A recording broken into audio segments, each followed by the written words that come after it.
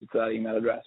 But for someone like a Spotify to use that service to enrich what they know about the unauthenticated user would be, although technically legally possible, it would put them in a very bad light were users to kind of discover this, and they wouldn't be happy. So there's kind of moral limits to how far they'll go with the personalization as well.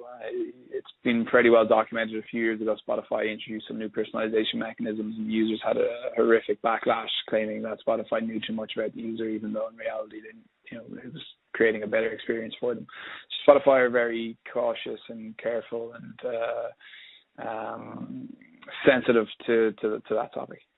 Got it. And then let's go to the logged in users. One is all the authentication, all that's done in house, right? Yeah. Okay. And then so for the personalization for authenticated users, are companies like Spotify and Netflix typically using just first party data? What do they look at last? Blah blah blah. Or are they also using like third party data, like purchase data from Blue Kite, to kind of get a more holistic view of the customer? So that's the same thing, right? So that's what I was talking about. Using any third-party data is even though maybe it's technically possible, right, and it's legally potentially possible depending on the way the terms and conditions are written, but morally they would be opposed to incorporating that type of data into the user profile, fear of backlash or recrimination from users. So even though it might be technically or legally possible, they know that this is a sensitive topic for their users, and they don't want to lose 25 million users overnight with a kind of an explosive report that claims that Spotify are using third-party purchase data in order to personalize their experiences. Got it. That makes sense when it comes to the personalization. What about jumping to the customer retention and subscriber retention, understanding predicting the potential churn?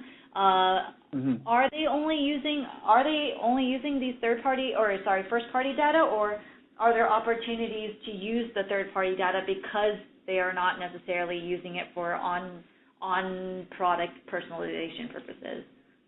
My understanding is that they wouldn't use third-party data for pretty much anything. At all. So for the same reasons applying again, it's a very, very sensitive topic. I think, as I said, check out those reports that came out a couple of years ago. Daniel Ek, the CEO, had to personally apologize on behalf of the company for even just explicitly asking users for permission for additional information.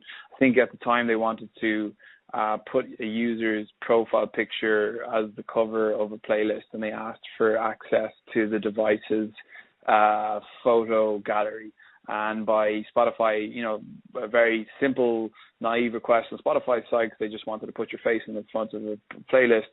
Some readers or some users picked that up as now Spotify can see all of my personal photographs on my device, and why does my streaming service that I just go to listen to music want access to all of my photographs, tens of thousands of photographs on my device.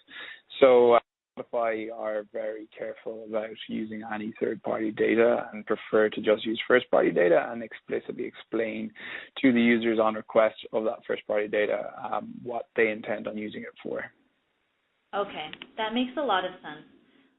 Great. And I think what I'll go to next is you said you have experience with machine learning, AI, predictive analytics, big data, VR, AR. Yeah. Would you be able to describe maybe how machine learning is used and AI is used in the context of, let's start with machine learning and AI, how that's used in the context of a company like Spotify? Yeah, so I led the very first introduction to AI, I led the creation of the Spotify bot on Facebook Messenger. So that was probably one of the first forays into the AI front. So we essentially used the playlisting APIs and the personalization APIs that power the existing products to power a bot which could converse with users on the Facebook Messenger platform. So the bot could ask the user questions, the user could respond, and the bot could formulate on the fly a playlist for the scenario that's being described by the user in real time. So that was one of the first forays into the AI side of things. Machine learning is definitely being used to crunch information on kind of user cohorts for